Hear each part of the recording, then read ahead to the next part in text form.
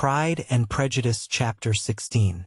As no objection was made to the young people's engagement with their aunt, and all Mr. Collins's scruples of leaving Mr. and Mrs. Bennet for a single evening during his visit were most steadily resisted, the coach conveyed him and his 5 cousins at a suitable hour to Meryton, and the girls had the pleasure of hearing, as they entered the drawing-room, that Mr. Wickham had accepted their uncle's invitation, and was then in the house. When this information was given, and they had all taken their seats, Mr. Collins was at leisure to look around him and admire, and he was so much struck with the size and furniture of the apartment, that he declared he might almost have supposed himself in the small summer breakfast parlor at Rosings, a comparison that did not at first convey much gratification. But when Mrs. Phillips understood from him what Rosings was, and who was its proprietor, when she had listened to the description of only one of Lady Catherine's drawing-rooms, and found that the chimney-piece alone had cost £800, she felt all the force of the compliment, and would hardly have resented a comparison with the housekeeper's room. In describing to her all the grandeur of Lady Catherine and her mansion, with occasional digressions in praise of his own humble abode, and the improvements it was receiving, he was happily employed until the gentlemen joined them, and he found in Mrs. Phillips a very attentive listener, whose opinion of his consequence increased with what she heard, and who was resolving to retail it all among her neighbors as soon as she could. To the girls, who could not listen to their cousin, and who had nothing to do but to wish for an instrument, and examine their own indifferent imitations of china on the mantelpiece, the interval of waiting appeared very long. It was over at last, however. The gentlemen did approach, and when Mr. Wickham walked into the room, Elizabeth felt that she had neither been seeing him before, nor thinking of him since, with the smallest degree of unreasonable admiration. The officers of the shire were in general a very creditable, gentlemanlike set, and the best of them were of the present party. But Mr. Wickham was as far beyond them all in person, countenance, air, and walk, as they were superior to the broad-faced, stuffy Uncle Phillips, breathing port wine, who followed them into the room. Mr. Wickham was the happy man towards whom almost every female eye was turned, and Elizabeth was the happy woman by whom he finally seated himself. And the agreeable manner in which he immediately fell into conversation, though it was only on its being a wet night, and on the probability of a rainy season, made her feel that the commonest, dullest, most threadbare topic might be rendered interesting by the skill of the speaker. With such rivals for the notice of the fair as Mr. Wickham and the officers, Mr. Collins seemed to sink into insignificance. To the young ladies he certainly was nothing, but he had still at intervals a kind listener in Mrs. Phillips, and was, by her watchfulness, most abundantly supplied with coffee and muffin. When the card tables were placed, he had an opportunity of obliging her, in return, by sitting down to whist.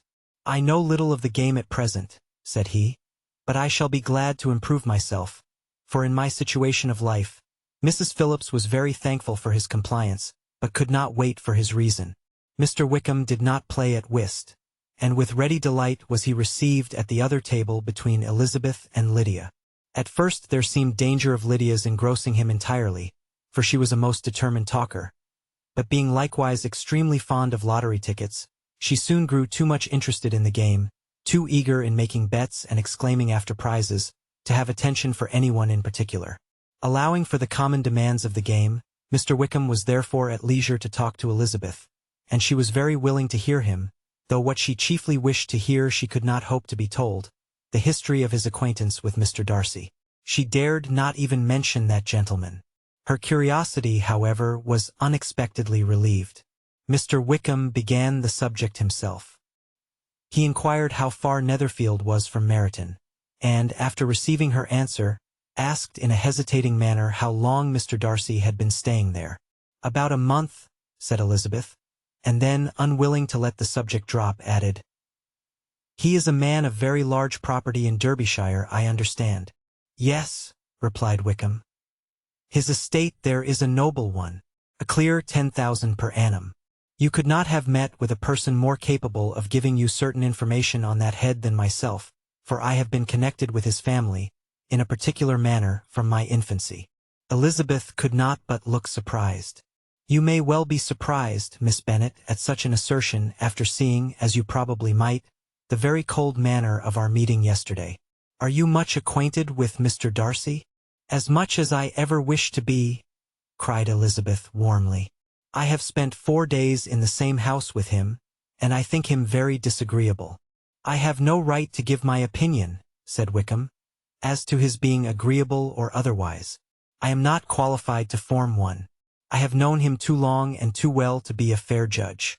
It is impossible for me to be impartial. But I believe your opinion of him would in general astonish, and perhaps you would not express it quite so strongly anywhere else. Here you are in your own family. Upon my word, I say no more here than I might say in any house in the neighborhood, except Netherfield. He is not at all liked in Hertfordshire. Everybody is disgusted with his pride. You will not find him more favorably spoken of by anyone." "I cannot pretend to be sorry," said Wickham, after a short interruption, "that he or that any man should not be estimated beyond their deserts. But with him I believe it does not often happen. The world is blinded by his fortune and consequence, or frightened by his high and imposing manners, and sees him only as he chooses to be seen. I should take him, even on my slight acquaintance, to be an ill-tempered man." Wickham only shook his head. "I wonder," said he, at the next opportunity of speaking, "whether he is likely to be in this country much longer. I do not at all know, but I heard nothing of his going away when I was at Netherfield. I hope your plans in favor of the shire will not be affected by his being in the neighborhood."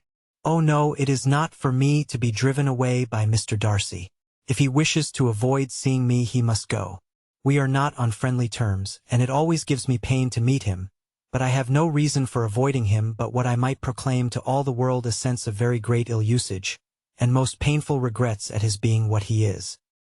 His father, Miss Bennet, the late Mr. Darcy, was one of the best men that ever breathed, and the truest friend I ever had, and I can never be in company with this Mr. Darcy without being grieved to the soul by 1,000 tender recollections. His behavior to myself has been scandalous, but I verily believe I could forgive him anything and everything, rather than his disappointing the hopes and disgracing the memory of his father."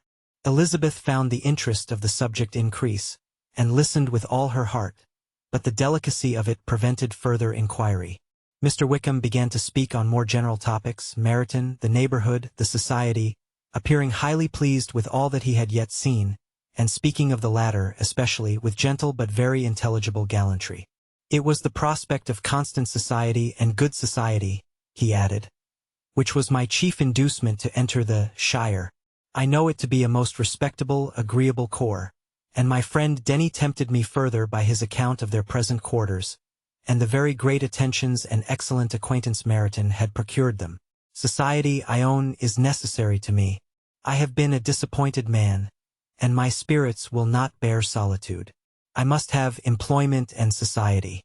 A military life is not what I was intended for, but circumstances have now made it eligible. The church ought to have been my profession. I was brought up for the church, and I should at this time have been in possession of a most valuable living, had it pleased the gentleman we were speaking of just now. Indeed, yes, the late Mr. Darcy bequeathed me the next presentation of the best living in his gift. He was my godfather, and excessively attached to me. I cannot do justice to his kindness. He meant to provide for me amply, and thought he had done it. But when the living fell, it was given elsewhere." "Good heavens!" cried Elizabeth. "But how could that be? How could his will be disregarded? Why did not you seek legal redress?" "There was just such an informality in the terms of the bequest as to give me no hope from law. A man of honor could not have doubted the intention, but Mr. Darcy chose to doubt it or to treat it as a merely conditional recommendation, and to assert that I had forfeited all claim to it by extravagance, imprudence, in short, anything or nothing. Certain it is that the living became vacant 2 years ago, exactly as I was of an age to hold it, and that it was given to another man, and no less certain is it that I cannot accuse myself of having really done anything to deserve to lose it. I have a warm, unguarded temper, and I may perhaps have sometimes spoken my opinion of him, and to him too freely. I can recall nothing worse. But the fact is that we are very different sort of men, and that he hates me. This is quite shocking. He deserves to be publicly disgraced. Some time or other he will be, but it shall not be by me. Till I can forget his father, I can never defy or expose him." Elizabeth honored him for such feelings, and thought him handsomer than ever as he expressed them.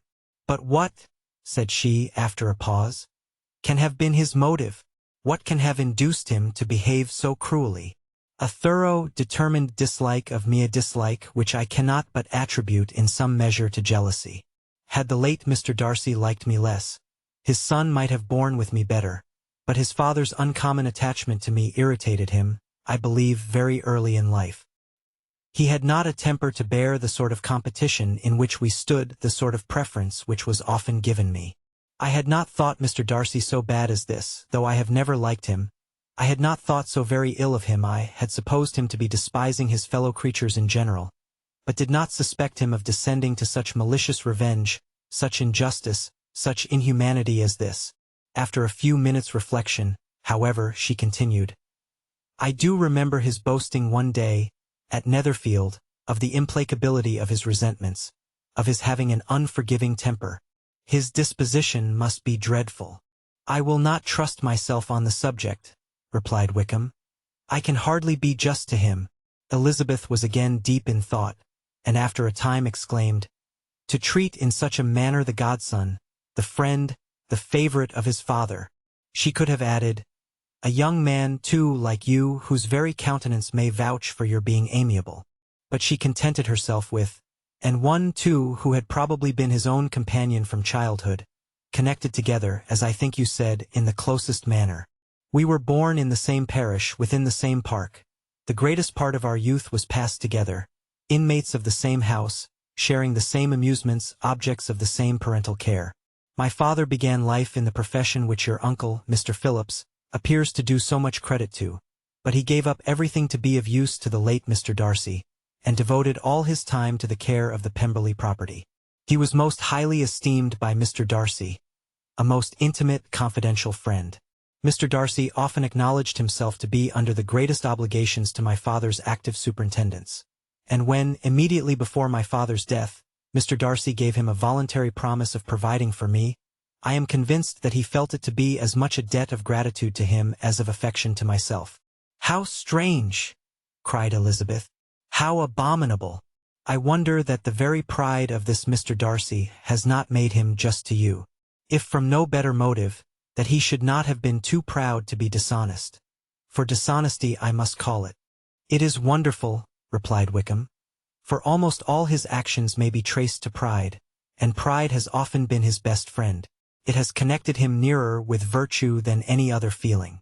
But we are none of us consistent, and in his behavior to me there were stronger impulses even than pride. Can such abominable pride as his have ever done him good? Yes, it has often led him to be liberal and generous, to give his money freely, to display hospitality, to assist his tenants and relieve the poor. Family pride and filial pride, for he is very proud of what his father was, have done this.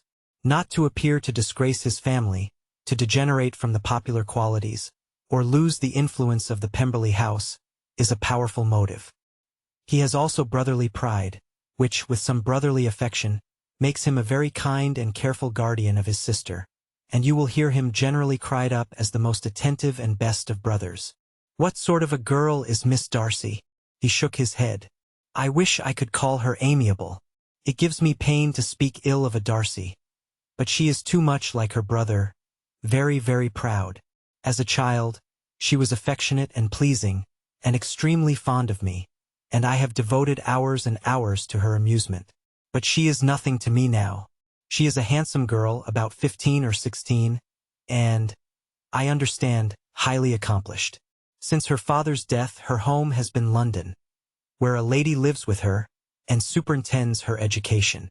After many pauses and many trials of other subjects, Elizabeth could not help reverting once more to the first, and saying, I am astonished at his intimacy with Mr. Bingley. How can Mr. Bingley, who seems good humor itself, and is, I really believe, truly amiable, be in friendship with such a man? How can they suit each other? Do you know Mr. Bingley? Not at all. He is a sweet-tempered, amiable, charming man. He cannot know what Mr. Darcy is. Probably not. But Mr. Darcy can please where he chooses. He does not want abilities. He can be a conversable companion if he thinks it worth his while. Among those who are at all his equals in consequence, he is a very different man from what he is to the less prosperous. His pride never deserts him. But with the rich he is liberal-minded, just, sincere, rational, honorable, and, perhaps, agreeable, allowing something for fortune and figure. The whist party soon afterwards breaking up, the players gathered round the other table, and Mr. Collins took his station between his cousin Elizabeth and Mrs. Phillips. The usual inquiries as to his success were made by the latter. It had not been very great. He had lost every point. But when Mrs. Phillips began to express her concern thereupon, he assured her, with much earnest gravity, that it was not of the least importance, that he considered the money as a mere trifle, and begged she would not make herself uneasy. "I know very well, madame," said he, "that when persons sit down to a card table they must take their chance of these things, and happily I am not in such circumstances as to make 5 shillings any object. There are, undoubtedly, many who could not say the same, but, thanks to Lady Catherine de Bourgh, I am removed far beyond the necessity of regarding little matters." Mr. Wickham's attention was caught, and after observing Mr. Collins for a few moments, he asked Elizabeth in a low voice whether her relations were very intimately acquainted with the family of de Bourgh. "Lady Catherine de Bourgh," she replied, "has very lately given him a living. I hardly know how Mr. Collins was first introduced to her notice, but he certainly has not known her long. You know, of course, that Lady Catherine de Bourgh and Lady Anne Darcy were sisters, consequently that she is aunt to the present Mr. Darcy." "No, indeed I did not.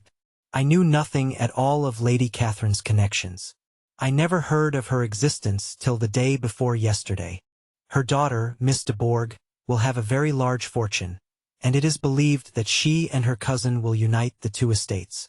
This information made Elizabeth smile, as she thought of poor Miss Bingley. Vain indeed must be all her attentions, vain and useless her affection for his sister and her praise of himself, if he were already self-destined to another. "Mr. Collins," said she, "speaks highly both of Lady Catherine and her daughter, but, from some particulars that he has related of her ladyship, I suspect his gratitude misleads him, and that, in spite of her being his patroness, she is an arrogant, conceited woman." "I believe her to be both in a great degree," replied Wickham. "I have not seen her for many years, but I very well remember that I never liked her, and that her manners were dictatorial and insolent. She has the reputation of being remarkably sensible and clever, but I rather believe she derives part of her abilities from her rank and fortune, part from her authoritative manner, and the rest from the pride of her nephew, who chooses that everyone connected with him should have an understanding of the first class." Elizabeth allowed that he had given a very rational account of it, and they continued talking together with mutual satisfaction till supper put an end to cards, and gave the rest of the ladies their share of Mr. Wickham's attentions. There could be no conversation in the noise of Mrs. Phillips's supper party, but his manners recommended him to everybody. Whatever he said was said well, and whatever he did, done gracefully. Elizabeth went away with her head full of him. She could think of nothing but of Mr. Wickham, and of what he had told her all the way home, but there was not time for her even to mention his name as they went, for neither Lydia nor Mr. Collins were once silent. Lydia talked incessantly of lottery tickets, of the fish she had lost and the fish she had won, and Mr. Collins, in describing the civility of Mr. and Mrs. Phillips, protesting that he did not in the least regard his losses at whist, enumerating all the dishes at supper, and repeatedly fearing that he crowded his cousins, had more to say than he could well manage before the carriage stopped at Longbourn House.